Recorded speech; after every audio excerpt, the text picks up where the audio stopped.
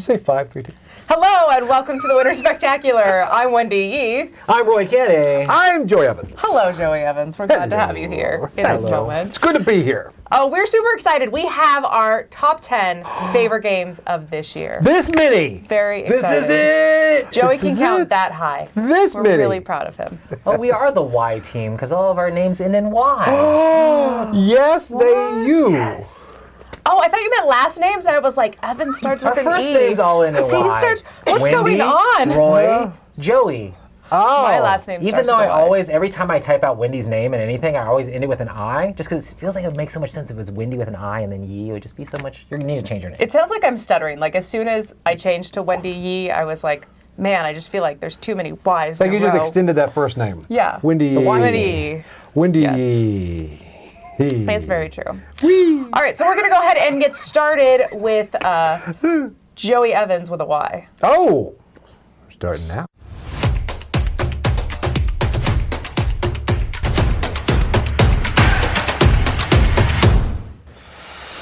Okay, so our top 10 games of 2023. Pretty excited about this. You better brought a good list. I've got it. This is the best list on the couch, including that chair. How many of these were from Probably last good. year? Probably right. None. Did you read the assignment? Yes. Okay. These are all from 2022.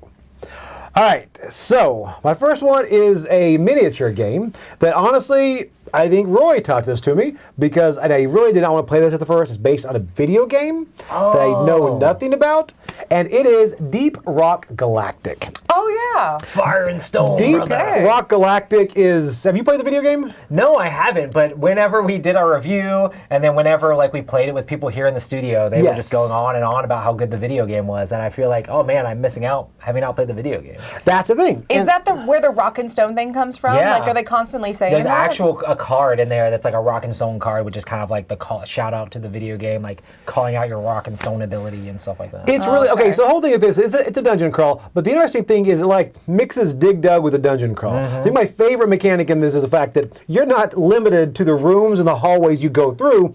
You can dig on your own. You can make your own way through. You make your own path in life in this game. Just make sure to ask the gas company and make sure there's no gas lines. well, yeah, of course you have to look at the red flag to make sure before you dig. You always do that. And you But, quite literally have to, right? You 'Cause- really do. But you get to go through everything. I think we actually played this with you and Chris as well. Yeah. It's one of those that I want to make my way through it. Setup is a bit tedious, but it's just, there's something fun about being able to make your own path and you see what's going to happen in there and you get to carve around behind the big bad and come in. So I really enjoy this. I like that all the characters, or the bad guys that you fight, all feel different. Because sometimes in Yes. games you're like, okay, they all come and they all fight. It's just one dude does range and one dude does, melee. Right. But these all feel different and they cause different effects, and so it creates fun stories. And it also makes it where, in fact, you get to kill so many things. You get to just obliterate so many of the spiders and all that. There's Yeah. falling stalagmites, tights, whatever, what's the stalag things. And you get to just obliterate a lot. I enjoyed that it really was like really cooperative as well. Like Right. some monsters you have Yeah. to shoot them from the back. It's like you distract the monster and I'll shoot him from the back, and like, oh, I'm gonna run over here and do this, and then you can like pull in a drop pod thing and like go get ammo and heal together. Yeah. That sort of thing is pretty There's so cool. much to enjoy this. So anyway, that's my number 10, Deep Rock Galactic. Awesome. Am I next on the You're- list? Yes, you Hey, are. I think Yeah. I'm it. Okay, my number 10 is Fox Experiment. What? And honestly, I played this last weekend, and when I made this list was before I had replayed it recently, and so playing it again, I was like, oh, this should have been higher. Should have been higher. It's so good. It's so good. So this is a roll and write game, but I feel like if you say that sounds too simplistic, and it doesn't say how awesome this game is, because I love roll and write games, but this feels different. This feels more like a solid board game that has roll and write elements to it. Okay, all right. And so you're drafting these foxes and you're breeding them together, and you're rolling dice based on what their traits are, the traits that you want to add to your foxes. And then you're making new parent foxes that you put out later that other people draft. And so you draft more foxes every round, and you're trying to meet certain objectives and stuff. But I love thematically that this uses dice, because I don't always love rolling dice, but it makes sense. Like, I remember in biology in 9th grade, this was my favorite part of biology, was like the little Punnett squares and doing the genealogy and seeing like, hey, what different attributes can the babies have, when you put two parents together. So that part I thought was so cool, and then you make it into this game, and the engine building is a lot of fun. Your foxes get more and more of those traits as you go throughout the game. So you start rolling, maybe 4 dice, and you're like, I didn't get a very, strong animal. But then you're rolling 12, 13, 14 dice at the end of the game, and it's cool and it's fun. You're making multiple foxes. So I really, really like This is one I want to play. You haven't I've played got it it? at home. It's sitting there sealed, and it's like it's rolling right, and you apparently get to roll a lot of dice. Those are two Yeah. things I love. Fluffy foxes. I love fistful of dice and rolling right. That's the thing, is that I feel like I can't think of another game where you're able to roll two-handed the amount of dice that you need to roll at the end of this. Ooh, Monsters on Board. It's so fun. No, I I don't. haven't played 40K. Monsters on Board. Same game, no? Okay. Cones of Dunshire. I do want to play it. Roll dice to I'm see how many playing dice you this roll. this week, so that's my You are? goal. It's on your. my on your goal. roll. I think your wife will love it. Make it You happen. probably love it too. Yeah. So that's my number 10 is Fox Experiment. My number 10 is a game that has, I just want to start off the list strong with a space game. This is Bees in Space, because this is Apiary. Really? Bees in number Space. I really 10. enjoyed Apiary. Okay, I like the fact alright. that it has a ton of different bee factions that you can switch through. I really No A enjoy factions. the fact that it just gives me like an Alien Frontiers vibe, but there's a little bit more going on. It has a little bit of that area control when your bees hibernate, but then also you're building up your little beehive space station ship thing, and there's all sorts of different cool tiles that are coming out. You're trying to collect the different resources for the bees. I don't know, I just really enjoy how it all comes together. There's a lot of randomness in this game. Honestly, if I'm going to play a game that's a Euro game, I enjoy how the excitement of what randomness brings up and how you're constantly having to shift your strategy and your plans to like interact with what's going on. Oh no, Wendy's going to grab that tile. I better go to this space and grab it before her because it helps her strategy Yes, way I too am. much. Yeah. She grabbed it anyway and wrecked us, but it's still a lot of fun and I really enjoyed Apiary. This one almost made it on my list. Same Just here. didn't quite. It surprised me and I was really surprised when I got the bees out of there that they weren't little D4s that you roll. Yeah, Almost it's- disappointed. I really like the mechanic of like putting bees off and pushing other people's off, and that helps them Right. a little bit in some ways. And then also the leveling up of the bees, giving you extra powers when they get to about to hibernate, and you can use them one last time, but they're like super powerful. That stuff's all really fun for me, so I really enjoyed it. It's Yeah. basically a dice placement game. Yes. Because in dice placement games, you often don't roll the dice. You often Right. just level them up It like in is. Zolkin and stuff. Yeah. Yeah, that's true. Yeah. I enjoy this. Yep. Yeah, it's a good I've one. always wanted a bees in space game. Bees I've in always said that. space. I didn't think we needed one. No. But now that we have one, I appreciate it. We're glad. There you go. Apiary, my number 10.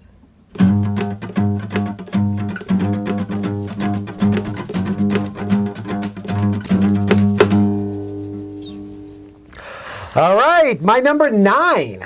My number 9 was, I guess, a re-implementation or whatever, and it is the pretty much second search for Planet X, and this is Search for Lost Species, and this is one of these that I was impressed by how much I like this. I went into this not expecting to like it, mainly because I'm all about the space theme, right? Oh, really? The space theme in Planet X, I loved it. I have upgraded mine. It's really good. But this one, you're searching, obviously, for lost species. But this one has a couple of different things, and the movement mechanic, number one, is what sets us apart, I think, for me. Interesting. Which with I think Planet X, I think you kind of rotate as you look at the different stars. This one, you get to move along the grid. So that is very interesting as you get to move through, and also they have the mountains that block your path. There's a lot more to this, I believe. You have sightings, you've got the camera putting down. I really enjoy this. The town, the villages, I'm not crazy about. But I do like the movement on this. This one I found myself gravitating to a lot more. And I played this with non-gamers, well, not non-gamers, like beginning gamers, and they all like that kind of that deduction style feel to it, you know? And this, honestly, it's almost not similar, but this almost replaced Awkward Guess in the fact that I like Awkward Guess, but the setup of the deck and all this, I know they're not really very similar games, but they kind of both do the same deduction, thing. I guess, right? And Okay. and the app, I really enjoy the app use on this. Everyone has it on their phone, they get to ask the questions, and you always have to have the audio up.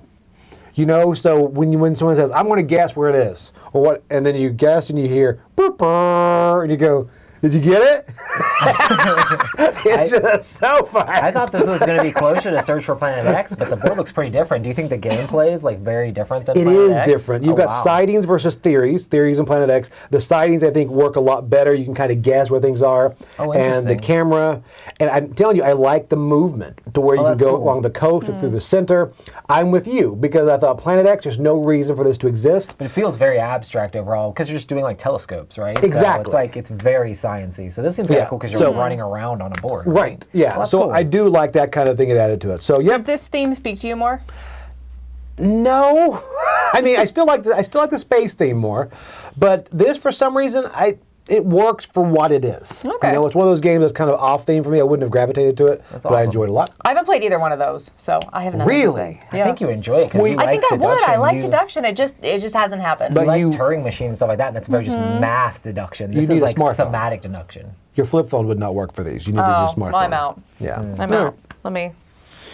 Flip it out. All right, my next one on my list. You're done, right? I'm done. I found it. Lost Species. Sweet. Okay, so my number 9 is Spellbook. This is a Phil Walker Harding game, and honestly, it was one that the very first play that I had of it, I thought it was good, but I didn't think it was amazing. And then it grew on me the more I played. Oh, wow. So it's kind of cool in that way. So what you're doing is you're drafting or you're picking up these little pieces and you're trying to make set collections based on card colors, and everyone has the same 7 or 8 cards in front of them, and those cards can change from game to game, and they have an initial like recommended first game, recommended second game, recommended third game, and then from that point on you can just shuffle them and deal a setup to one person, then everybody matches setup. And so it's one of those games kind of like Dominion that you go into at the beginning and you're like, okay, I want to see if I can strategize what the best like way and order to make these in so that I build the most efficient engine so that I can get the most points. And I really enjoy when you get to do that from the beginning of a game, when you're like, I understand, like it's very simple, basic mechanics, but then when I go to it, I can make those choices. And there's really good decisions in it because as you're collecting these little pieces and you're making the set collections, you're deciding, like each card has 3 or 4 levels on it. And you're saying, hey, do I want to trade in 3 resources and then I can unlock this 1 power on my purple card, but now I can never upgrade that purple card. Or do I want to wait till I have 5 resources, get the highest one, get the most points, get the best bonus that I get to reuse over and over and over again, but it's going to take me longer to get there. And so I you're really wanted to try constantly this one. It looked balancing really out. cool. I think you would like this one, Roy. Oh, nice. Yeah, so- I am a fan of some of his games, definitely, especially the ones that are more engine building. And Yeah. when I was like, is this engine building? You guys are like, it's kind of a little bit. Yeah. This one's interesting because some of the cards give you powers and some of them give you points. Oh, cool. And so you're balancing out, and some give How to you get the powers both. and how to get the points. Yeah, and then That's some cool. of them you even, if you get the highest power, they're like one-time use things. So you spend one, cool. and then you get less points, and then you spend it, and then you get less points. So Interesting. you're So like, you're trying to balance how Yeah. to do that. and that's the thing is that first game doesn't Okay. have all the interesting cards in it. It has the very basic cards in it, and so Cool. yeah, it grows with more interest. Yeah, this is one that I saw when you took. I was like, I really want to try that. Yeah. Obviously, Spellbook, the name. Yeah. Got me. So that's my number 9, Spellbook. So my number 9, I mean, I'm known for like liking thematic games, but I also really enjoy games that I can play with my family, games that are just silly fun, and I really enjoy things that are just straight up just dexterity games. I have a blast with those. My number 9 is Beaver Creek. Beaver Creek made my top 10 Really? list. Really? I If you forgot don't about this like one. Beaver Creek, you're not a real gamer. Anyway, This I was enjoy the Beaver hardest Creek. game to get at Gen Con. This is going to make it on the played cruise. For me personally. I made this happen. We played a live play of this, and it was just so much fun. I just enjoy rolling the dice and putting stuff out there. It's like a mix between like Animal Upon Animal and Rhino Hero, and I've just like repeatedly put Rhino Hero really high on lists and things like that. I just really enjoy how Beaver Creek is stacking up all these different beaver dams, and you just come out with this gigantic, crazy-looking construction while you're playing the game. I played this at the retreat like a few times, and it was just so much fun. Like, I'm playing with my kids, playing with my fiance, playing with so many different like gamers at the retreat, playing with the real gamers as opposed to Joey, you know. So we did play it with you the first time we did. played it. Yes. But you didn't get a copy of it at Gen Con, right? So. I did not. It's very sad. But yeah, I haven't seen this game much of anywhere. I really No, hope I the agree. publisher is able to get this out and more widely available to everyone. I know Mike grabbed a copy of it at Gen Con, so he's a Grab he's a my real gamer. copy. But Beaver Creek is so much fun just because it's so silly and so much of a blast. And honestly, that's the reason why I like games, and that's the reason why I put the game on the list, just because it's That's fun. a good pick. You know, I wonder how much beavers think about the construction of their dams, because obviously we make terrible ones Yes. over here. But I wonder that, like, how much do they think about it as they're building it? A lot. We're trying to say, beavers is there don't know calculus what's going on in their heads and we just don't know it? They're like, let's figure Maybe out how they're to stop geniuses. this water and figure out a place to live in this water. Beavers don't think that. But yeah, a They got blast to skills. play. Very silly, fun stacking game, Beaver Creek.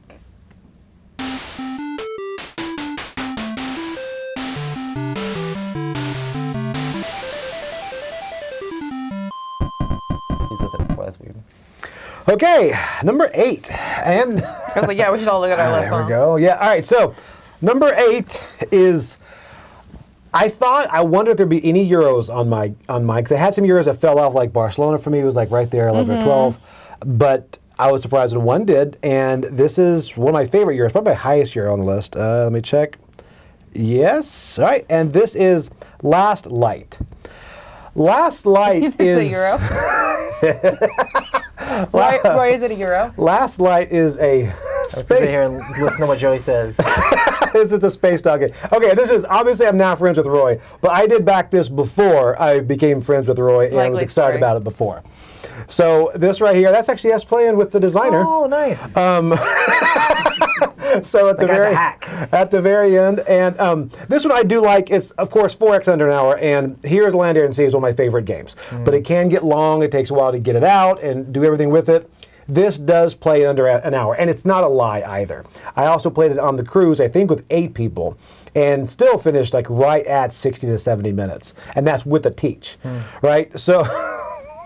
So anyway, I like the fact that it's all simultaneous play. You're racing to, of course, 20 light, and the fact that you don't have to be aggressive if you don't want to, which this exact game, my wife, if you have not played a game with her, she is extremely aggressive as far as battling.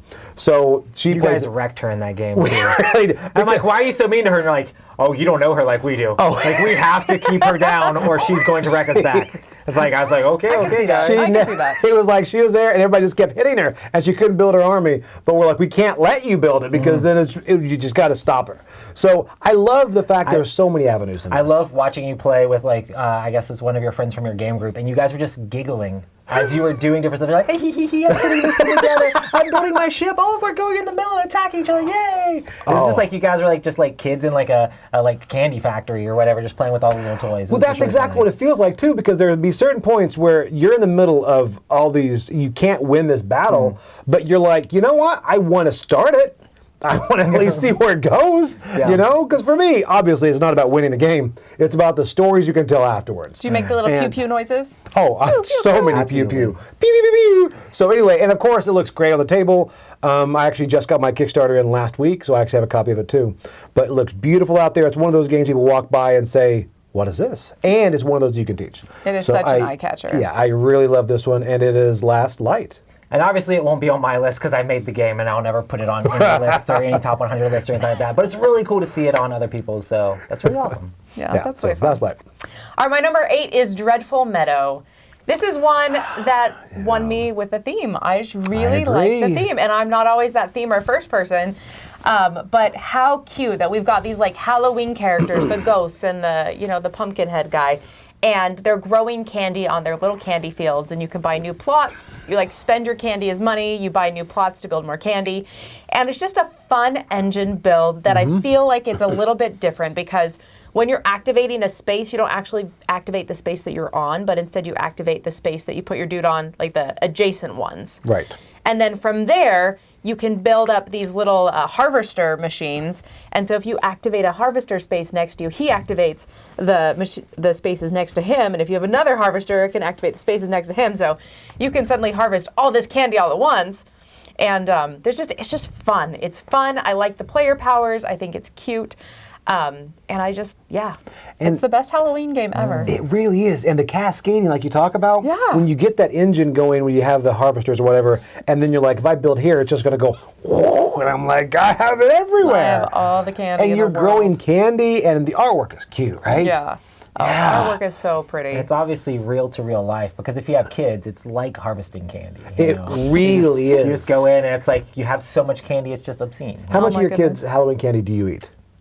I mean, at least like 60-70%. Good. It's just Really? Yeah, I'm just kidding. That's impressive. that seems very Majority high. of their candy. That seems very high. Oh, We get rid of. bad for your kids. My daughter keeps like 10 to 20 pieces, and we give the rest of it away. Like I literally leave it in a bucket on my doorstep Halloween night, and I just like whoever wants it takes it. Wow. Yeah. So you do I give it away. the trick-or-treating early. Yeah. Then find the best. The full-size Yes, candy bars, yes. obviously. Take the ones that you Yeah. want, You know and the the rest someone else can have. The stupid Dum Dum Pops and stuff. No one wants those. Oh, those are cheap though. Yes, but that's my number 8, Dreadful Meadows. That's you, Roy. I think it's Oh, it you. is me. That's you. Oh, my number 8. It's the you. I got so distracted. My number 8 is Seas of Havoc. This is another good a one. pirate game Yeah, where it you're is. blasting each other with cannonballs. I was taught this game by Rod and played This it is with Steven also a Euro Bonacore. game. This is it's an explodey, blowy uppy game. But yeah, It's resource you do management. have like worker placement-ish sort of thing with your ships going on. You're upgrading your ship. It's kind of got a tiny little bit of deck building as you're building in the does. different movements for your ship. But then you're just trying to get cannonballs and pelt each other with cannonballs to get points. But yeah, this game is just a blast to play. Just figuring out how to kind of like program your movement for your ship a little bit and Yeah. like move your guy the right way to be able to blast somebody and then grab those different treasures and things like that to upgrade your ship even more, to have the most victory points at the end of the game and hopefully not have tons and tons of damage in your ship to just wreck your score like crazy. But yeah, this is a blast to play. It's a lot of fun and a game that's just piratey, you know. It is. It just has that piratey vibe. It's just awesome. I didn't mind this one. I did feel like moving the ships was really hard to do, though. Really? It was really Depends on hard. what your faction like, to or captain plan. is, right? Yeah, it felt really hard to plan where my ship was going to end up. So I'd be like, oh, I want to go I think shoot that's you. kind of the point of the game, you know, a bit, you know. Yeah, So. and this one there's a synergy between the captain you choose and the ship you choose, right? Because it's like Right. it does it differently. This one also, I wasn't as excited. I was like, Rock Manor, because I love Rock Manor, but I'm like, I have most of their games are usually similar, but this one when it came out, I didn't get. I'm like, oh, this is so fun. And you This love is- that pirate theme so I much love too. this. That's crazy. Yeah, this game is so really fun. And just blasting people away. And This watching was on people my get short list, pelted by too. cannonball time after time again is just really fun. This is, yeah, and you have to put them at the front of the cannon, unlike Mike, who puts them at the back of the cannon. Yeah, so that way they can come out of the cannon faster. If you put them in the back, He's it's shooting gonna take himself longer. consistently. You know, it's like, what's up with that? You know? Hey, guns reload from the back. Why wouldn't cannons? So, he wouldn't have Yeah. survived the 1600s. Seas of Havoc, piratey fun.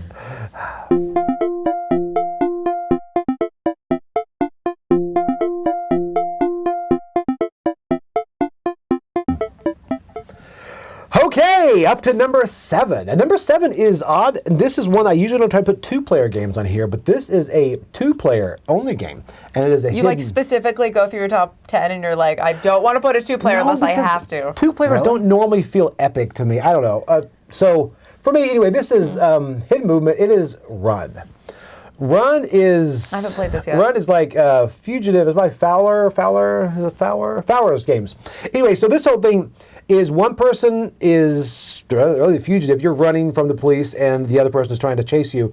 And it's so thematic in the fact if you're running, you can find different things like a crowbar. If you find a crowbar, you can go into the building and come out a certain part. You can find a jetpack. You can move away. You can jump over things. And the other person has a helicopter, so their movement is a lot more. And they can shine different areas to find you. But the great thing about this is, if you try to look for somebody and they're not there, you fail forward. So if they're not there, then you get a card because you failed, and now that gives you another ability, something else to that's do. cool. That's what I like because I love compensation. yes, Yeah. you never feel like you're behind because the more you fail, the more kind of help you get. And then also this has one where you can kind of have a balancing mechanic, because I don't know if you guys play mind management at all. Yeah. But mind management, when you can scale up each side. Right, But yes. it's hard to go back to scales later when you jump into the game, for me at least. Oh, okay. But this one, you will scale up yours if you're a more experienced player, and they get to start here. So Okay, there's so it a has great a little bit of a handicapping. right. thing. There's a Okay. great leveling to this that I really enjoy, and my wife and I played this probably 4 or 5 times, and it's so quick too that you can just kind of switch and just run it back. Oh, nice. You know, and that's what I really like. And I Have liked you it. played Fugitive, which is Yes. also Tim Bauer's game? How Which- similar? I think it's the same thing. It's pretty right? similar, except that's just cards. Yeah. This one actually has the shield and the boards. If you like, did you like Fugitive? Your I did husband like Fugitive. Okay, I really liked Yeah. it too, which is why I picked this one up. I would Okay. not have, Nice. but this one is like the next iteration of that. So it's just a little bit deeper, a little meatier. yeah, not of a much. Fugitive? It's probably 20 minutes maybe. Okay. So it's not huge, but it is. You do feel more fulfilled afterwards. I will say later in the maps, it's harder because you have zip lines and all these different things to Oh, go wow, around, that's cool. and you're Really? like, girl, I have no idea where they are. So it's just, Wow. it's really good. It doesn't And have the cute little picture though. It Like doesn't. the little Fugitive one? storyline. Yeah. Yeah, Yeah. Fugitive was fun. I played it forever ago. Yeah, those cards are nice in that though too. Yeah, they are. So okay, that is Well, my this is number good. 7 run. All right. My number 7 is Ancient Knowledge. Did you guys play this? No. Oh, this one's fun. Okay, so want this to. is a card game, and I think thematically we're doing something. I don't even know. I don't know what it is thematically, but something to do with ancient stuff and knowledge. Wendy, a theme first gamer. Definitely, 100%. So if you look at the top of that board on that screen, you're playing cards out on that board, and each card comes with a certain amount of knowledge tokens on it. And then every round they scoot down to the left, and eventually they drop off. And I think that represents like civilizations declining over time. That's sad. But you want to harvest that knowledge off of the cards, because if they fall off, that's like lost knowledge or whatever that goes in this pile on the side, and that's negative points at the end. The problem is that to get that knowledge off, you have to play other cards out to get that knowledge off. And so you're Okay. trying to play cards to take actions that let you remove knowledge. They add knowledge to their own cards. And so it's all this timing that's going on. And depending on what the card is, depends on what slot it comes out in. So it could be a card that lasts a really long time, gives you a super good bonus. Or it could be a card that's a really strong bonus, but it ends right away. Or something little, but it doesn't put out a lot of knowledge. It just helps you take away a lot of knowledge. It's kind of like you're playing it's on a really conveyor cool. belt almost. Yeah, Okay, yeah. cards keep So I moving. really like that process. But then you can also get some permanent powers, and there's other stuff that you're kind of racing for with other players that objectives you're trying to meet and stuff like Yeah. that. So it's just there's some really cool card play going on. I enjoy it a lot. Yeah, I've not tried this. I'd like to try it though. yeah. It's fun. I think you might like this, Roy. Oh, It's a possibility for you. nice. So that- Maybe. Maybe. Theme first. Look up the theme first, and then you'll really About feel it. knowledge. Knowledge. Do you gravitate towards like ancient stuff at all, or Not necessarily, archaeology? but I like games that are very tableau buildy and like Race for the Galaxy type stuff. Yeah. And if they have like really quick turns, I enjoy it. So I probably would enjoy this game. Yeah, it could be good. So that's my number 7, Ancient Knowledge. Oh, me again. That's you again. Oh goodness, I was like, need to time in. Okay, my I think number it's 'cause I'm on 7. the edge. Yeah, it's because we're wrapping around. I'm not used to the Pac-Manning. My number 7 is Robot Quest Arena. That's a good I one. really enjoyed this game. This is a deck building game from Wise Wizard Games, where you're basically building up a deck of cards to move your little robots around a little board and kind of blast your opponents away. You basically, pew, pew, as you damage your opponents, their life points are basically your victory points as you're knocking them out. Are those your You take- opponents? Those are my opponents. Lucy and my kids I played with and had a blast playing with my fiance and my kids. And we played a bunch of times. I also played with a bunch of our friends as well. And it was just fun. Everybody I've shown this to has really enjoyed the game. And it's a game where even if you die, it doesn't matter that much. You That's just true. respawn back in the game. Sometimes dying gives you a better position because you can spawn at any of the spawn points. It's like, oh, I died, cool, I'm coming over here. It also has like King of Tokyo feel because if you're in the middle at the beginning of your turn, you get extra points as well. Right. And constantly you're upgrading your robot and getting better and better cards to play to combo together to do more and more damage to your opponents. It's just so fulfilling when you're like, I shoot you, kill you, then I push you into a pit of spikes and get more points. I kill 2 people at the so same time. good. Yes. It just gives you that feel of like the opening scene of Big Hero 6 where the robots are fighting each other sort of thing. Yes. It gives you that sort of vibe, and I really enjoyed Robot Quest Arena. And I think it plays good for gamers and it plays good for like families. Have I you played agree. it, Joey? I have. I like this a lot. Have Yeah? you played it? No, I've not. And it's really fun as far as like when you say pushing the spikes. Yeah. That's great to push them in. And then Tesla Coil, if you ever played with that card where you can just, I mean, if you get it charged up, you can just wail on somebody. Oh yeah, You just you like can- zap someone? Yes. There's so many cards where you But- can just build up these cool combos. It's very That's the deck thing. building, And you had a good point about it's not like really debilitating if you die. Yeah, if you die, you're like, cool, that's It's fine. I Yeah, don't you care. just move on. Just gonna spawn back out and like. Do go people get again. points for killing you Yes. or whatever?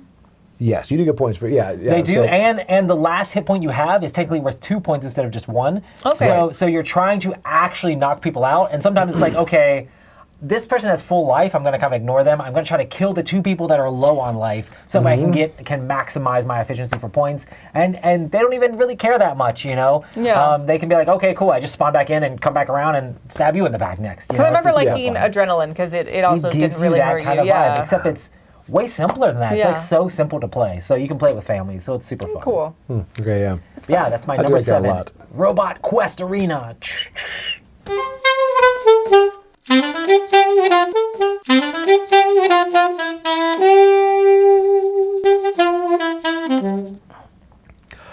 Okay, so my next game is one that, again, the IP didn't grab me. I think I grew up and I was the only kid at my age that did not watch this show.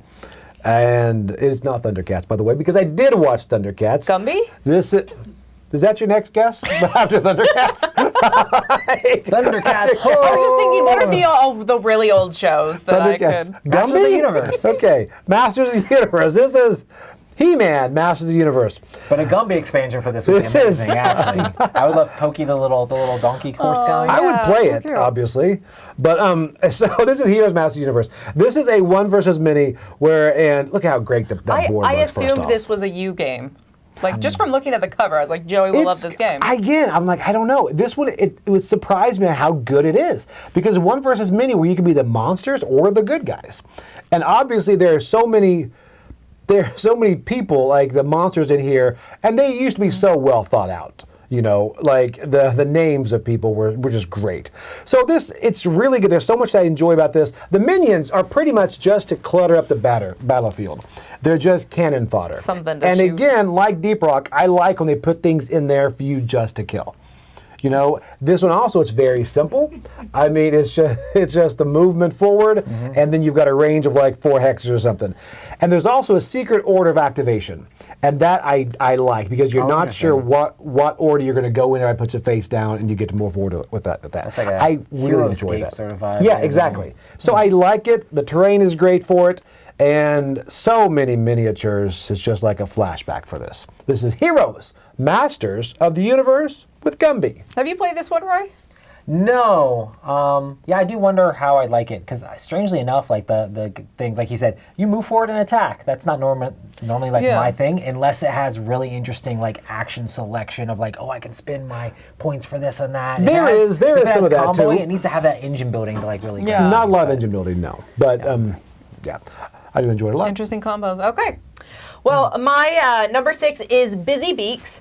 This is a little Phil Walker Harding card game. I feel like I have to like always put his name in. This is a little card game. So he put Top out 10 Phil 3 Walker Harding games so far. Right? He put out 3 kid games in got his mine Joey in there, line too. this year, and they look like puzzle boxes. They're terrible They do. boxes. The birds are pretty, but he put out 3 games, and I honestly was not that enamored with the other 2, but I really liked this one. So in this, it's like a simple card game where you have those 3 rows of cards. So basically, you've got these birds sitting in a tree, Kissing, and they are they're out there, and you want to pick them up. You want to add them to hand because you want to make combinations of the similar birds. So you want to have like all parakeets. You want to have all I don't know what other kind of birds. I don't know things about birds. I'm not that smart. Pigeons. Pigeons, yes. You want to collect the cockatiels. I'm sure there's cockatiels or cockatoos or cockatails. Cockatoo. Anyways, so you want these cards in hand, and the problem is that you have to play some of your bird cards for their ability to be able to pick up other birds. And so you have, maybe you have 3 of one kind, 2 of another kind, and you're like, which one am I going to give up so that I can get 3 birds into my hand? So there's just some really interesting decisions. It's very like light and fun, but this does what the other Phil Walker Harding game that I mentioned, like you can have different cards in each game, and that's something that I really enjoy. So you could have totally different birds in different games because you don't use them all, and so you can have gotcha. ones that are a little bit more mean, or you can have ones that are a little nice. You could have ones that are all about manipulating the branches, or you could have ones that are just like draw cards or discard cards and draw cards. And so there's just a lot of different things, like the game can be set up differently. Right. And so I enjoy it a lot. Like it's one that like enamored me so much more than I expected it to, especially after playing the other 2. In the Joey series. line? In the Joey line. Okay, Joey I've played none of those, ironically. You really should. I apparently should. You have a child and your name is Joey. Yeah, I know. You know, So that makes sense. yeah. So anyway, I've Yeah. seen. But I really liked Busy Beaks. Okay. I've not tried that. My number 6. You're next, Roy. I was thinking about starting mine He was before like, I'm you just even gonna ended, just to make up for it. But my number 6 is the Star Wars deck building game. Okay. I actually had really high hopes for this because it's from one of my favorite designers ever, Caleb Grace. He designed Marvel Champions, or he does a lot of design work for Marvel Champions, and I was really excited when I heard he was coming out with this game. And Fantasy Flight just did a great job, like bringing like a Star Wars game to a deck building. It feels very, very Star Realms-ish with like a row of cards. But the cool thing about this is one side's playing the Rebels, the other side is playing the Empire, and you're trying to destroy each other's like bases. And as you destroy those, you basically move bases and you flip over a different card, or you get new ones out, which will give you a power, which is kind of like a catch-up mechanic, which is super exciting. But there's also these cards in the middle row that you're attacking the whole time. It's like, okay, sometimes there's neutral cards that either of you can gain. Sometimes there's, if you're on the Empire side, you're destroying the Rebel cards, and then you're gaining the Empire cards. If you're on the Rebel side, you're gaining the Rebel cards and destroying the Empire cards. If you destroy those Empire cards, you're not only stopping the Empire from gaining them, but you're also getting a little bit of bonus. And there's these interesting combos of like, okay, I'm going to build this up, and then I'm going to attack this. This gives me extra recruitment, so I'm going to bring this guy in, and now I have this guy for my deck, and there's all these cool combos. Then Jabba the Hutt comes out. It's like, oh man, I really don't want them to get Jabba the Hutt, but I need to figure out how to get it before they do, because both of you guys can get that card. There's a lot of interesting combos in this game. Because it's a deck building game, it has tons of different combos. It just has that Star Wars vibe, and there's this whole Force mechanic too, where the Force can kind of go from the dark side to the light side, and Right. cards will combo off that as well. It's a very fun game in a small little package that is Star Wars, a deck building game, and it's just dripping with like Star Wars theme, you know, as you're doing all the different stuff. I want to try this one. It's interesting because Star Wars isn't what like pulls me there, but then you say it's kind of like Star Realms, and I'm like, okay, I'd give it a try. It gives you that. You It's know? very fast too. That's another cool thing about it, is it's very quick playing. You're just trying to destroy 3 bases from one of the players, and then it just has this back and forth as the bases get destroyed. Some bases let you cull planets. Some bases let you destroy their ships that are protecting their bases. Some bases will let you do all sorts of different stuff. It's just fun to see, and it just has that theme, you know.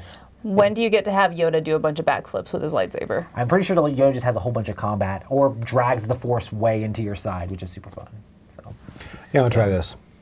Cool, cool.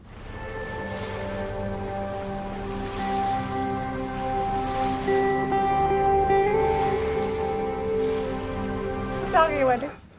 Okay, all right. So we are all the way halfway through the list now, Yeah. and this is probably also the game I played most recently, which is crazy. And this right here, I was surprised that this actually made my list. This is one that I really enjoyed, and this is one that's probably gone up since my initial rating on the channel because we played it a lot at the end of the night. It's a fun game, not quite a party game, but you can play up to 6, and this is Wandering Towers. I was gonna say, Oh, we literally just got done playing played this. it. We It's just funny got because done. you just said that at the other thing that you're like, it's not quite a party game. It's not. That's how you try. I was like, oh, I was know like, exactly is this what this Wandering game is. Towers? It is Wandering Towers. That's awesome. Because I love this game because in our game group at the end, people will be like, hey, you want to run Wandering Towers? And we'll set it out. And what's great is this is also the one that makes people pay attention. Because if you look down at your phone for a text or whatever, and then you look up and you're like, "Oof, I'm gone." I disappeared. Like, I have no idea Is where I that am. what happened when you played, or you just No, bad I at the just game? Mike kept covering me. Everybody kept covering me in my game. But this Sure. is So this is not a game to play with little kids like, Mom, Dad, No, Dad. no. But there's something about being able to move that tower around. And, you know, you do kind of root for that giant tower. Because at first, I knew it was like a shell game type of thing. I'm like, it's not going to be that hard to keep track of 4 wizards. You're going to remember where they are. But then as the towers start to move, they become 3 and 4 levels. It's just like, I just don't know where I am anymore. And it's really enjoyable. And the potions add so much variability to it too. You know, the piggyback, you know, you're taking me with you, and all of that certain things. This is a really fun, it's probably what I lean to for our end of the night game now. I like to find one every year that kind of incorporates that. It plays in like 20 to 30 minutes. And ours are actually 3D printed and painted and stuff for little towers. It's really fun. So this is Wandering cute. Towers. How much of this do you like because you like cups and balls? You know what? The There is magician- probably, I have played this with a group of magicians, by the way, Yeah. and it's fantastic, you know, because it's just following that back and forth. So I do love this game a lot. It's enjoyable. It's a probably the lightest game on my list, but I enjoy it still. There you go. All right, my number 5 is Earth. This is one that I feel like it came out kind of early in the year, and I was like, this is awesome. This is one of my 9s of the year. Just really good game. And I was worried that I would kind of forget about it as the year went on. But I haven't. I haven't played it recently, but I just remember enjoying it so much. So it's simultaneous turns, which automatically makes me go, okay, I'm interested, because I really enjoy being occupied every single turn of the game, like having something to do. And then I tend to love engine builders, and you're just building a huge engine, because as you activate a space, it has a specific color. And so when someone says, hey, we're activating red, you're like, okay, I activate the red space. They get something more because they're the ones who chose it. I get something a little less, but then I get to activate every single one of my red buildings and do all those actions. And then we do the green space, and it's the same thing. I get to activate every single one of my green buildings. And I just love that. I love starting small and then just growing. And there's also multiple strategies that you can kind of lean into. You say, hey, I want to compost more this game, or I want to, draw a lot of cards so that I have lots of choices, and then I can really buy, I can buy cards that are really expensive and put them out because they're worth a lot of points. So there's fun different strategies, and I love that real time, and just that engine build gets so big at the end. It does. This was one that I loved. I haven't played it recently because I played it way too much for a while. Yeah. And then I am taking a break because I was like, it was... You gotta show everybody. Man, I played this so much. At West, I think I taught this game 30 times. And it's an easy teach, too. It is. It's very logical. It flows really well with this. And that cover is so beautiful. It is. Yeah. So this is a great game. Did you play this one, Roy? Right? I still never got this to the table. You have not played I feel this? like I said, I love those tableau builders and simultaneous actions. I feel like I really would enjoy this. It checks the boxes. Except it's on Earth instead of in space. You could pretend it's like a waterfall. Earth is the planet. It is. That is true. That is true. That is true. So that's my number 5 is Earth. You're up now, Roy. My number 5 is a super bombastic game. This is like Mad Max, the board game. This is Thunder Road Vendetta. I love this game. This game is like a riot to play. Basically, you're all different cars racing down the track, trying to get to the end or blow up your opponents. I've played this with my kids, I played with my friends, I played with tons of gamers at the retreat and at Dice Tower East and all over the place. I've just had so much fun playing Thunder Road Vendetta. And if you have the maximum chrome, it adds in all the special abilities and all that stuff. It's just so much fun to play this game. And it's a game with player elimination that still people love to death just because it's so fast after that player elimination's over. And it's just the exciting moments this game creates is just so much fun. I die in this game constantly, all the time. Oh, yeah. People will target me and take me out first. But I just still have so much fun doing it. Like I'll go off, I'll hit a hazard token, it'll be a ramp, and I'll ramp straight into a brick wall.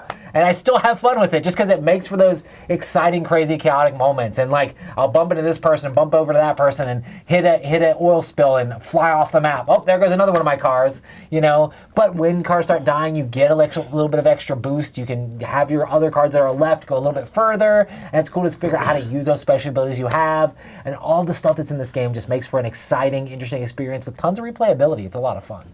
So yeah, this is one of those. This is one of those games that I'm like, I will play this and I'll have a ridiculous good time, but I have to be in the right mindset. Right. I have to expect to be blown up and catch on fire. This is quintessential Ameritrash goodness is basically what this is, and it's just a riot and fun of just chucking dice, blowing each other up, and just random chaos. Yeah. And I love Thunder Road Vendetta. Yeah. Sweet.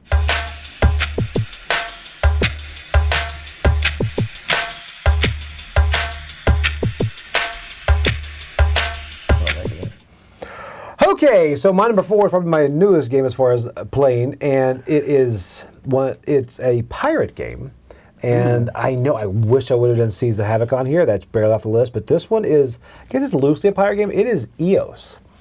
EOS is, as you know, one of my top games is Dead Reckoning. But EOS right here is pretty much it's engine building, it's got great artwork, and it's got some worker placement. But the whole thing is you are in this really demonic sea. And you're fighting demons, but you're also grabbing angels to fight those demons and taking them back and forth. I mean, you're really to pick up and deliver with angels. I mean, what else can you do? So it's fantastic as far as being able to go to those different locations. When demons show up, they're going to take away certain abilities. You're going to take them out. And also, it's so asymmetric as far as all the way the different factions play. the board is beautiful, and this one right here, it's really good, and it's one of those that I keep grabbing and keeping going back. And I want to play again with the different factions, and that's how different they play. Because I lost badly the first time I played this, but I played the faction wrong, and you have to play to the strength of the player that you have on this. So different ones do war, different ones travel more, and I really enjoy this. So have either one of you played this at all? No. I have not. All right. Can you throw like demons and bad stuff at other people? Can you be You like, ha, ha, ha, ha, ha? cannot. It is not. It's not that cutthroat. Okay. But the demons do really affect the game when they show up, and that's the thing. You can't also plan out your turn because as demons show up, different things happen. You start to have to pivot. And I like games that make you pivot that you can't think ahead too much. You know, so it is such a good game, and it's like I really see this game as going up. Oh, It's wow. only 4 now. Okay. I've only played it a couple times. This is one that I see it being a huge hit when it gets wider out there. Oh, Interesting. Interesting. I would try it. I would So. try it. Sweet. My number 4 is Distilled. This is one that Chris talked about for years because he tried it out a year or two before it came out, and he had done like a live play kind of thing with it and he loved it. And I know he's very much into like learning about drinks making, even though we don't drink, just learning about like the brewing process and stuff. And so when it finally did come out, I went into it and I was like, well, that's a really pretty cover, but Chris has talked this up so much. I don't know if it's as good as he says it's going to be. And then it was. I very, very much enjoyed it. It is beautiful. So what you're doing is every round you are making a drink, and you're only making one drink, and then you shuffle, you like get to put a bunch of ingredients and stuff in it, you shuffle it, and as long as you have the basic necessities of a drink left in there, you get to sell it, and then you make money, and then you buy more stuff for next turn. And so it has a little bit of aging that you can do, like in viticulture, where you age stuff and it's worth more points. It adds some flavor profiles and stuff. But mostly you're just making those drinks every round, and I just think that it's very cool. You're building up your staff so that you can get a little bit of that engine building going on, and just overall it's quick. And I got to play it at the retreat again at like midnight, and we played it really fast, which surprised me because I hadn't played it in 6 months, and I was reminded of how to play it real quick, and it went quickly. It was fun. It was even good late night, and so I really enjoyed it. Nice. Yeah, have either one of you played it? I have. I Did you liked like it a it? lot. I liked it a lot. I played this at I think the retreat or East, and I was surprised how much I liked it. And the mechanic I liked is the fact that when you randomly have to remove something from it, and you might be shooting the moon for some really good thing, and then all of a sudden you're like, ugh, it's just this. You know, I like that mechanic. I liked it a lot more than I thought I would. Ended up playing like 3 times, I think. I like that even if you bust, because I don't necessarily love push your luck when you only have that, you don't take that many turns. Right. But even when you bust, you have that compensation. You get that Exactly. stuff back. And so you're ready. You're like, already have a drink next time. Now I can make it even more amazing. And then there's a way to yeah. mitigate that too with getting certain, I guess, yeast or whatever that can help you. Yeah, you add more in there. Yeah, so I really do like that. So I enjoyed this game a lot. Yeah, I think it is very good. Yeah. So that is my number 4, Distilled. Nice. My number 4 is a Marvel-themed game. Shocker. Is it marvelous? This is a game that kind of mixes 2 games that I really enjoy. It feels very much like Eldritch Horror mixed with Marvel Champions, and this is Marvel Dagger. Okay, I have not played this one. This is a game where basically it's extremely cooperative, and that's one of the things I really enjoy. It also has this aspect of kind of like combining together like a hero with a different aspect. And you have all sorts of things very similar to Marvel Champions, like protection and justice and aggression and things like that. And depending on which one of those you pick, depends on how well they are at getting rid of threats or fighting off bad guys. Or you can have like leadership that helps you like move people around and help them attack other stuff.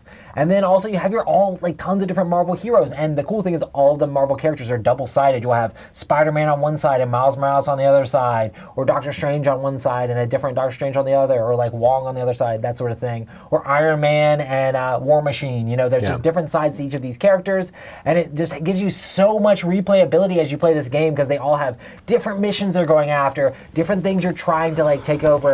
And I just feel like this is a game that has flown under the radar for so many people just because it's like a super solid game. We all rated it extremely highly. It just gives you that Eldritch Horror sort of vibe in a game that's very, very Marvel themed, and I really, really enjoyed it. And I'm really excited to play this even more just because it was so much fun. Is this like the length of Eldritch Horror?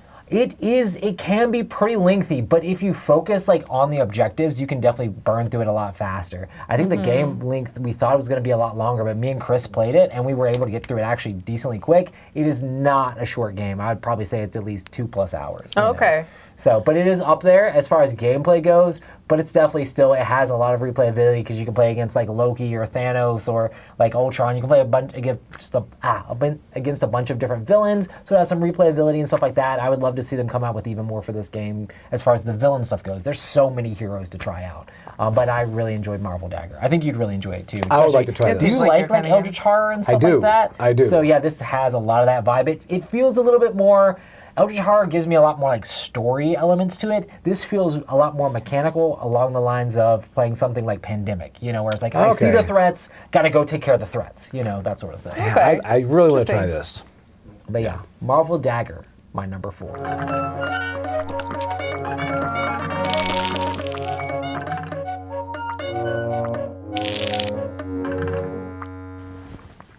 Okay, so my number 3 is, it's actually a campaign game, and it's a dungeon crawl. This, again, yeah, it's a shorter campaign, but it is Kinfire Chronicles. This one right here, this one I saw on Kickstarter. I had not really high hopes for it, but this one thing I do like that this does not use minis, but acrylics. And I'm becoming more and more a fan of acrylics because You don't have to paint them. You don't have to paint them, number 1. Number 2, you can fit so many more in a box that doesn't take up an entire calyx.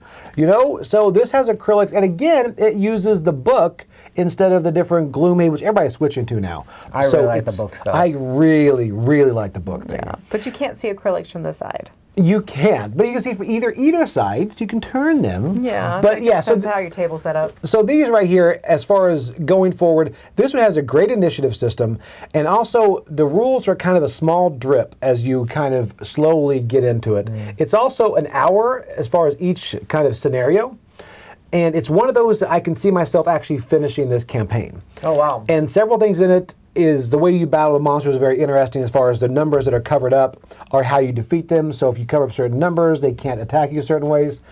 And then if you fail a scenario, what I don't like is when you fail a scenario, they want you to play that scenario again. And it's just a lot of games do that. It's just it's like I don't really want to do it again. And usually, But you I'll be have honest, to? I fake it. I'm like, you know Okay. what? I'm just going to say I did it and do it this way. This way, if you fail, it leads to a bit of a different story. So it kind of changes the end, but you still are moving forward, which really I think is more thematic. If Okay. you're watching a movie, you know, you might not have failed here, but you can still go on and win the war at the end. So I do like this. Clearly winning every single one helps you, benefits you a bit more. And again, it has what I was enamored mostly with at Gloomhaven at the beginning, is as you walk from city to city, those little like questions it has. Like you see a man over here, he left his backpack. Do you take the backpack or take it? Oh, I mean, sorry. Or do that. So the different options you get to go. Or do you Who hand knows? it back to He could have him? been a bad guy. I don't know. Yes, so Ship you first, can do- ask questions later, right, Camilla? Oh my God. So yes, totally agrees with that. So yeah, so I do like those little mini decisions, the little mini stories that kind of thread it all together. Yeah. So Kinfire has that in spades. You know what? It's not on my list, but I just played Orange Shell Overcome, and it has a lot of those moments too. Oh, wow. Is that Those the little second story Green Team moments. wins? No. Oh. No, it's like a World War II fighting against the Nazi uprising kind of thing. Like, but no. Anyways, it has a lot of those little moments Okay. where you all right. make like interesting decisions in the thing. Wow. More emotional. Okay, my number Never heard 3 of that. is Barcelona, which Joey mentioned is very clearly Oh. not on his list. It was just off my list, by the way. It was miles from his list. No, it's miles from my list. Yeah, that's probably right. So in Barcelona, we are helping the architect Serta, not to be confused with La Serta, because I have confused it like 8 times. We're helping the architect Serta rebuild Barcelona or something after war. I'm really struggling with theme today, Roy. Help me out. What's the theme of this? You're building Euro, Barcelona. beige. Beige is the theme. Oh, but look, there's color. The beige There's a is little not bit the of theme. color. It's beautiful. Actually, this is pretty. I think it's pretty. So this is one of those games where you have rows and columns with actions, and you are trying to activate, or like wherever you go, you activate the row and the column. And so you want to line up those actions so that you can fully utilize both. And some of them most of them have costs, and so, or you have very tight storage, so maybe you're receiving too many resources, but then also you need to be able to spend them on the other actions. So there's really good decisions there. But also you're trying to build buildings, because one of the main ways you get points is by building buildings. And you build buildings based on where you put that action worker as well, because you need a certain amount, depending on which building you're building, of other people's workers that have been there. And they're not really assigned to you, but they're just out there, right? And so you have that level of decision of what 2 actions do I want? What 2 actions can I really make work? Plus, do I want to build a building? Well, I always want to build a building, so can I build a building? And which one is more worth it? Like, there's so many really good decisions in this game. And there's a lot of different engine building, and there's 8 different strategies you can choose from. So this is basically a modern, like, if you made Wendy a new Euro every year, this is like, hey, this looks like a Wendy Euro this year. You know what I mean? Yeah. Like, it just, if you tied it up in a bow and said, this is the type of Euro game Wendy likes, with all the mechanisms she wants, but a nice little spin on it. This is it. I loved it from the moment I started playing it. Yeah, my wife loves this. It'll be in her top 3, I think, this year. She loves it. Very good. So that's Barcelona, number 3. So you were talking about how in different like dungeon crawly type games, there's those story moments where you can choose to do this or that. Yeah. This game is only that, basically. Ooh. And this is Freelancers. It is basically just an adventure game with tons and tons of story, tons and tons of theme. It's basically like a crazy, crazy, wacky D&D campaign where you're rolling dice and doing all sorts of crazy stuff. I love how you mash together, like you'll have a like race type and then like a thing type, but it's all sorts of different crazy stuff. Like I was a Stilkin private eye, and it does things. There's an app that runs this as well that kind of knows what you are, and it'll have like different story beats for you. You'll get different companions that you can pull out of a bag, and then when they get pulled out of a bag, you'll interact with those companions as well. And it's a cooperative game with lots and lots and lots of like amazing storytelling, and it has all of this like voiceover work for like it reads everything to you, and it's the voice acting in this is like great and phenomenal. And then it just has that like crazy, dark, weird plaid hat humor in it that you get from like those like from Dead of Winter and stuff like that you see in those sort of games, but this is even wackier and crazier in Freelancers, and I just really enjoy how the story comes together in this game. It just makes for those memorable experiences and moments that I just love in games. Like, this is the kind of story game that I love to play, and just so much fun. Like, I really love Forgotten Waters. This is like an iteration of that. This is even easier to play than Forgotten Waters is. Really? This is more story-based, yeah. It's even more story-based, where basically all you're doing is just like story checks and making decisions on the stories you're doing and just uncovering crazy, wacky stuff. And I love how it's able to poke fun at itself as well at the same time. It's like, oh, we're going to do this thing on this quest. Isn't that ridiculous? You know, that sort of thing. It's just a lot of fun for me. This honestly was one that I didn't ever get it back to the table after the review. Gotcha. And if I had, I think it would have been on my list. But I just really because enjoyed it. I just never got back to it, I never got to fully explore and really enjoy what was there.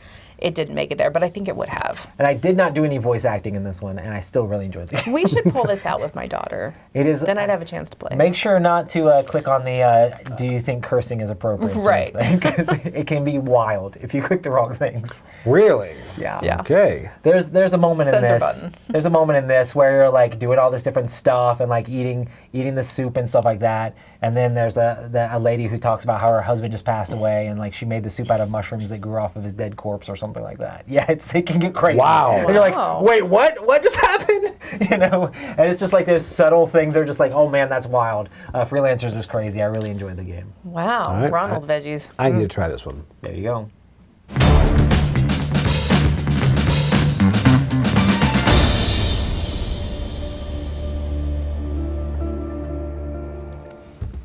Okay, so we are now to the top 2. I'm ready. We haven't had a lot of crossovers. Top 2. So we are on number 2. This is actually a crossover with Roy. This was on his list Okay. before this. And this is Mad Max the Game.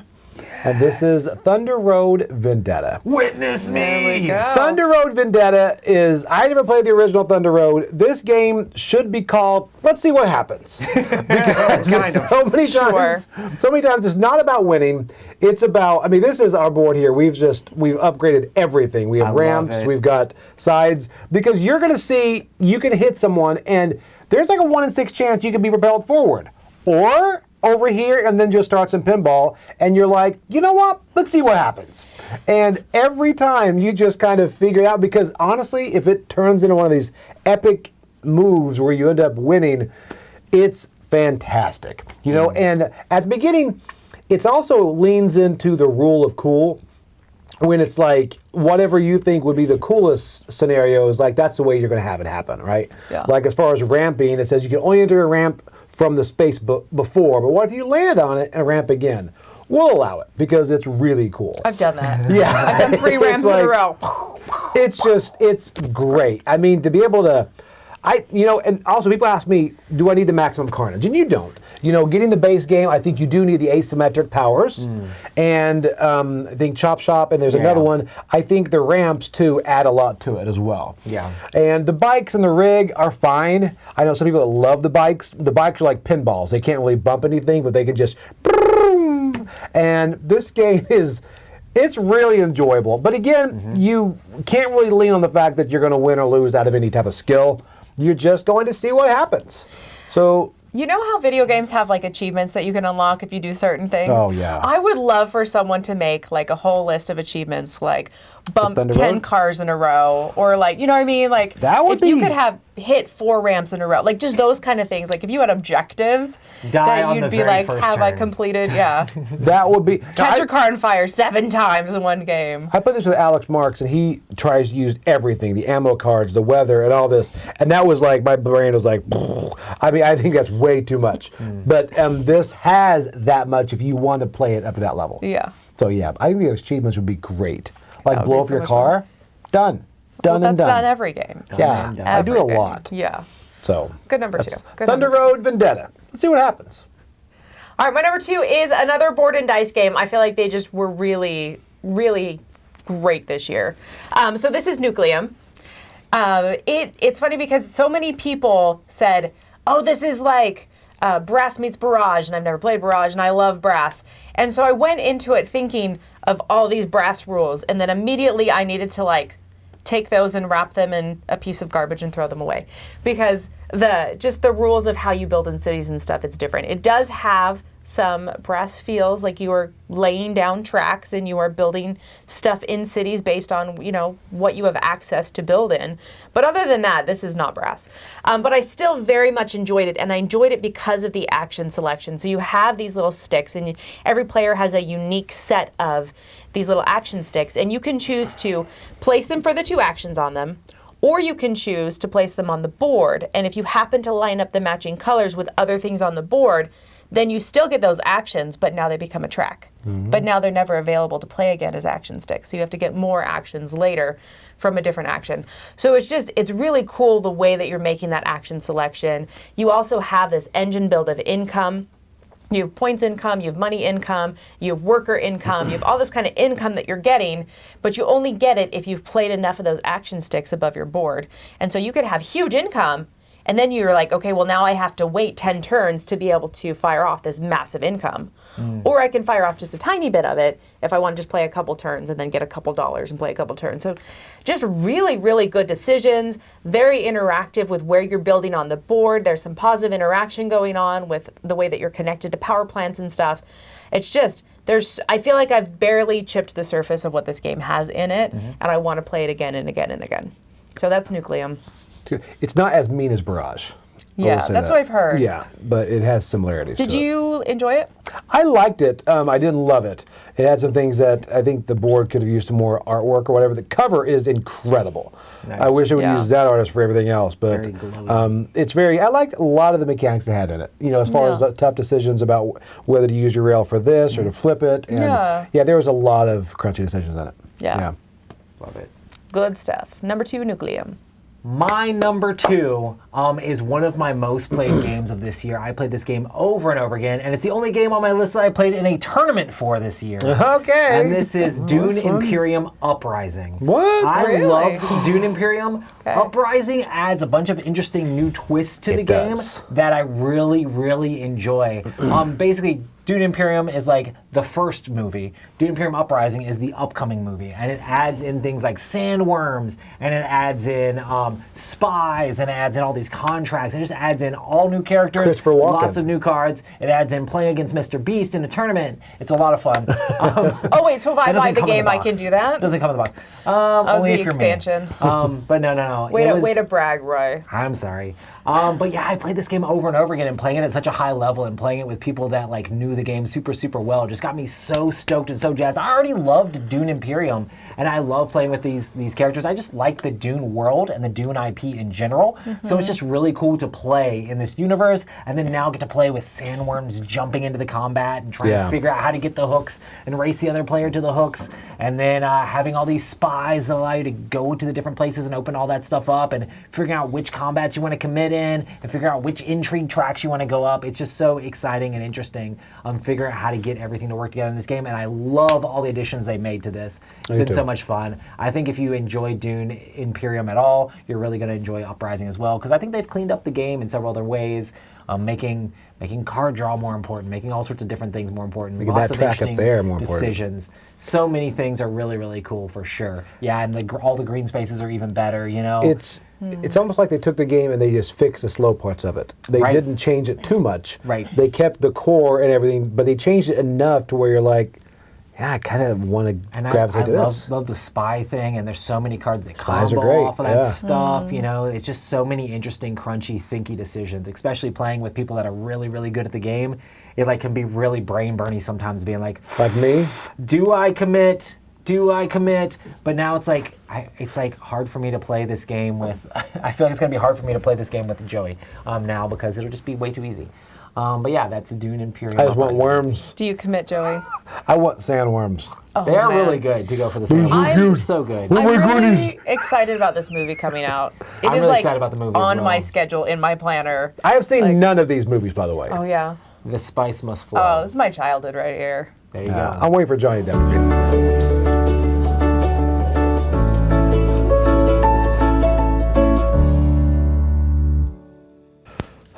Well, this is it.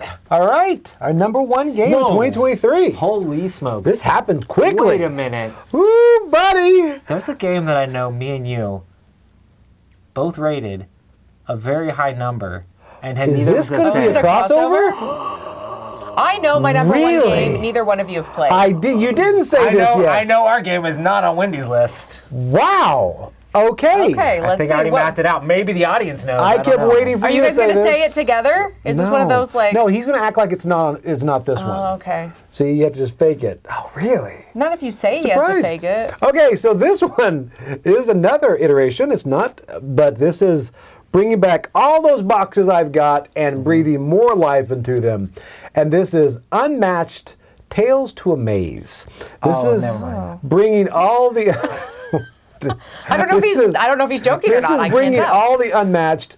And here's the thing. I love Unmatched. It's one of my favorite games, really, to go at it. But the honest thing is some people don't like competitive games. Wait, you didn't use the picture of the dinosaur eating the spaceship? Oh, the GIF, I sent it, but I guess your husband put it in there. He's so mean. so sad. And the whole thing is you can use everybody in this, and right there you can see T-Rex. Doesn't come in the box, but played it a couple times. I thought, you know what? Who can handle this board? T-Rex. I'm going to bring T-Rex into it. So I brought in T-Rex. I brought in Bruce Lee. I brought in everybody to see how they deal with the aliens. It's so good, and it's so thematic because you're playing these old B movies, and the artwork is great.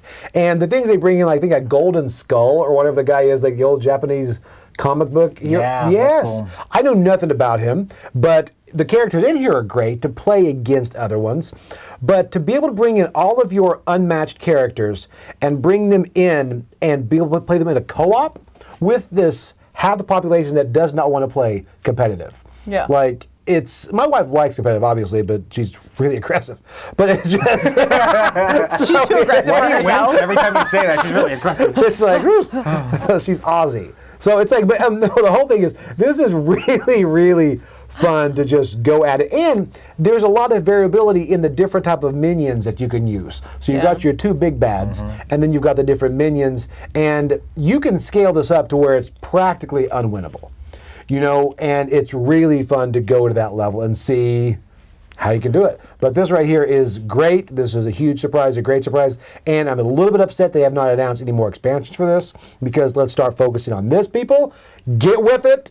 Restoration more games. bad guys to fight We against. need more stuff. I want stuff. Man. Oh, trust me, they're gonna like make it happen, I'm stuff. sure. So this you is and Chris both really, really liked this. so good. The one time I played, I didn't love, my particular character didn't work well with this system.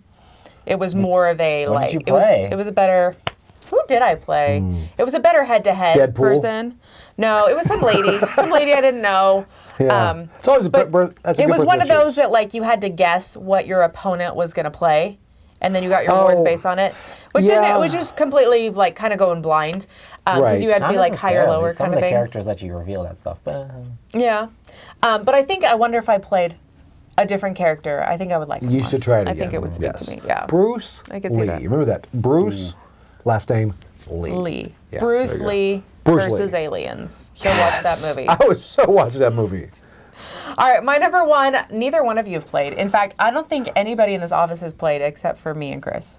Really? And this- Nucleum 2. Is Evacuation. space. Did not? No. Roy talked about this in breakfast. He was excited to play it. But then I heard that you liked it, and then I was just No. like, So here's the thing. Here's the thing. This game comes with a huge asterisk because the recommended game mode in this is terrible. Like I don't like it. I think Roy would like the recommended game mode. Oh, Wow. It is a race. So you see that green bit on the board, right? So you're trying to move your whole population from one planet to another. as you do. And you're trying to, it's a do. race, right? For you to meet certain objectives in your new planet and to have the people off the other planet. And in the race mode, anybody left on that other planet is like negative stuff. So you could end the game, look like you're winning, and then suddenly you're like in last place, right? Wow. So Roy might really like it. I'd love it. I loved playing it for points because the ending is way less convoluted and there's not a 10-step process to figure out who won the game. But instead, you're just playing for points. And I love this idea of you have things on this old world, you have things on the new world, and they can't work together. Like you have resources over here and you want to build stuff over here, that's fine, you can do that. And later you can ship it over your new world. But instead you have like 2 sets of resources and you have 2 sets of people and you have 2 sets of engine building stuff that you're is doing. kinda cool, actually. And as you move things over, you lose it from that original planet. And so you're like, well, these people still have to survive. They still have to be fed. They still have to like have entertainment and do those things. But at some point, I also want them gone from that planet. And so it like the mechanics fit that theme so well, and it just balancing those resources and that engine building is so cool. I liked it so very much. But yeah, the initial base game, the race thing, I was not a big fan of. Did Chris like it? Chris got frustrated with the race. I made him play that first, and he liked points Okay. better. Yeah, he definitely liked the points better. And you get like special, unique objectives when you play for points as well. And the game takes just about the same amount of time. So it was one of those that it was like, okay, it's a 7, and now it's like a 9 or a 10 for me. So Wow. I really enjoy it. Yeah. So that is Evacuation. Evacuation. So Roy, My number what's your number one, buddy? is going to be a total shock to everyone. Let's see here. What is it? Oh, what is my number one? Oh, it is Unmatched Adventures, Tales to Amaze. Nobody saw that. I really enjoy this game for all the reasons Joey said. He takes all of the Unmatched stuff I have and gives me a new way to play the game. And also, like, if you play Unmatched a lot, you can be really good at the game, Yes. like knowing timing and when to run away, when to attack. This allows you to play the game cooperatively, so you can really bring it to the table with anybody, you know? You can play it with a variety of people. You can play it a lot more casually in some ways, just because you're working together. You know, you can be like helping each other out, being able to figure out stuff out. I love that there's a lot of replayability because there's a bunch of different minions you can face off against, and the minions do wildly different things. The blobs throwing acid everywhere if you Yep. fall through.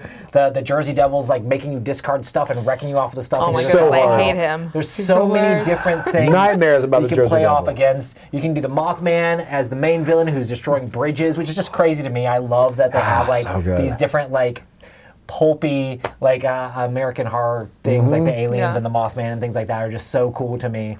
And I just really enjoy, the characters that come in this as well. And you can take those characters and play them in the regular versus game against each other. Like Tesla is a lot of fun, charging up his stuff and being able to zap stuff. Golden Bat, if he doesn't move, he can hit really, really hard. There's a lot of really cool characters in this that are just a lot of fun to play. I love Unmatched. I normally rate Unmatched super high all the time. Like, I just love playing it. And me and Joey and Z have played a ton of Unmatched together this year. And this just was like the icing on top of all of that. Because we were rating them like 8s and 9s and 8s and 9s. And this came out and we're like, this is better than those. What in the world? 10, let's do it. It's amazing. I love it. My favorite game of the year. I don't actually have my own copy of this yet, which is disgusting. But I really need to get a copy of this just so that way I can put it together with all the rest of my Unmatched stuff. I really enjoy playing. You know what? I think that is what's really cool about it, is that oftentimes when you get a new style of game that is based on another game, they're like, yeah, but it's not compatible with everything else. Right. But this one is. You don't have to re-spend all that money. But also, if this is new to you, you have so many options of things to expand already. And they also I think that's cool. figured out how to make it cooperative in the most streamlined, elegant way possible. Like, the initiative system is really fun in this. And you root for your allies. You're like, just one of us, let one of us go before he does. And they pull Joey's card. And I'm just excited that they pulled Joey's card as them pulling mine. Because you're excited about working together, which is really fun. And the way it scales, at the beginning, you will get so far behind, you're like, there's no way I can win. But as you defeat them, there's less of them going in the initiative order, and you start going more and more, and you're like, there's a chance you can win this. You know? And there's not, actually, you'll die. Yeah. But it's really good. I love that cadence it's got. But yeah, so there you go. I guess it is a three-way crossover in between me, you, and Chris. Ooh. So, that's true. Good game there. All right, so... All right. Throw it over to Wendy. All right. There we Closing go. us up. Well, thanks so much for joining us today. This is, I think we have a couple more top 10s going on today. right after this. What? Not today. This is the end of the day. Oh, is this the end of the day today? It's the end of the I guess it's the end of the day day. today. As we know it. Yay! So we'll end see you of- all later. We're going to be I'm Wendy evacuating the Yi. planet. I'm Roy Cannaday. I'm Joey Evans still. Have fun with Winter Spectacular tomorrow. See you tomorrow, bright and early.